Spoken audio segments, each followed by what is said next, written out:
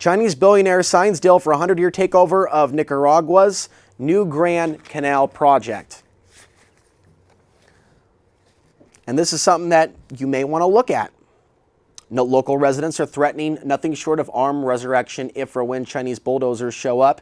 There's going to be a massacre because we are not leaving our land, our lives, and we will fight until the death. And this project was put forward. It has a cost of about $40 billion. The project's value will be 4 times the size of the country's 2011 gross domestic product. Here's a headline from Forbes concerning a recent high-end hotel sell to China, in New York. Is China buying a part of America's soul with the Waldorf Astoria sale? A Chinese company navigates the purchase of the Waldorf Astoria, a luxury hotel on New York's Fifth Avenue. And a little-known Chinese company announced its intention to buy the hotel in a deal that is expected to close by the end of December. At $1.9 billion, the sale sets a record at both the priciest New York hotel purchase in history and the largest amount ever paid by a Chinese investor for a New York building. Going to the next graphic, Chinese spacecraft makes its way back from trip around the moon. China on Saturday successfully recovered an experimental spacecraft that flew around the moon and back in a test run for China's first unmanned return trip to the solar surface. The next headline, China unveils laser drone defense system. This comes from The Guardian. China has developed a highly accurate laser weapon system that can shoot down light drones at low altitude, according to state media. The machine has a 1.2-mile range. It can bring down various small aircraft within 5 seconds of locating its target. China launches new World Bank rival. China and India are backing a 21-country, $100 billion Asia Infrastructure Investment Bank to challenge the World Bank and Asian Development Bank. Memorandum of Understanding was signed with 21 Asian countries in Beijing Friday. Australia, Indonesia, and South Korea were absent following hidden pressure from Washington.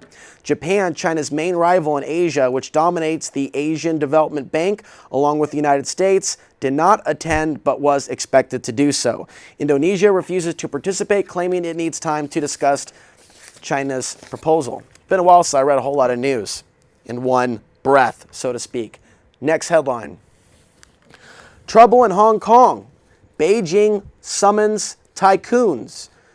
Beijing has long courted the tycoons who employ hundreds of thousands of people for the influence they have in the capitalist enclave of Hong Kong. The meeting coincided with the start of a protest involving thousands of Hong Kong college students against Beijing's refusal to grant democratic reforms that would let Hong Kong's people have a genuine say in electing their own leader. It also came ahead of a planned rally by pro-democracy activists to occupy the Asian financial hub central business district. Going to the next headline, some Chinese leaders claim U.S. and Britain are behind Hong Kong protests, New York Times. Also, China internet chief blames U.S. for cyber attacks. But going back to the other headline, some officials contend that the United States and Britain wield so much influence in Hong Kong that China cannot open the nomination process for candidates to succeed Hong Kong's chief executive. In 2013, as protesters have demanded, doing so, they argue, risks allowing voters to be manipulated and a puppet of the West to take power.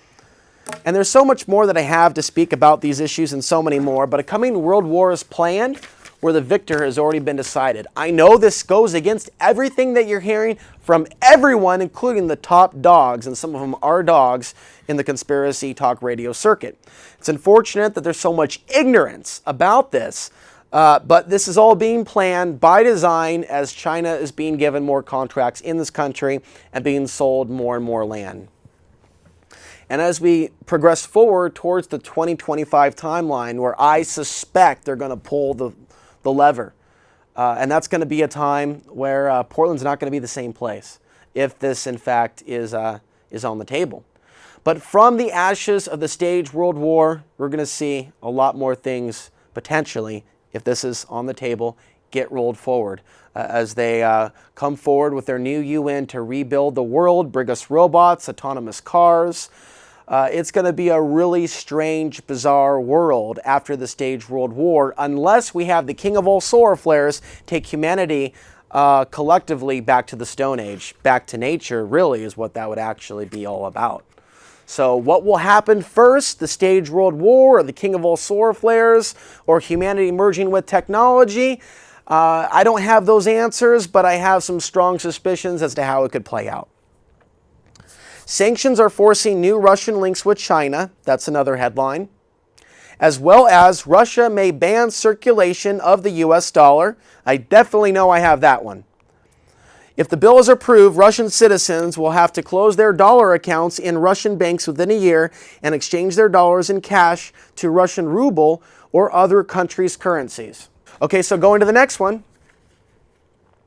U.S. and Canadian F-22 fighter jets scrambled to intercept 6 Russian military planes near Alaska. So people are being numb to this. They're getting acclimated to hearing about Western jets responding to intrusions upon our airspace or coming close to our airspace. So a lot of people are tuned out. They're like, hey, nothing's new here. It's always been this way. It's always going to be this way. It doesn't matter how many weapons they make. Nothing's going to happen. We're in the new age now. We can dance. Who wants to twerk?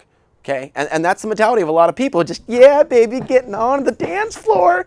Yeah, well, before you know it, we're going to be humping robots.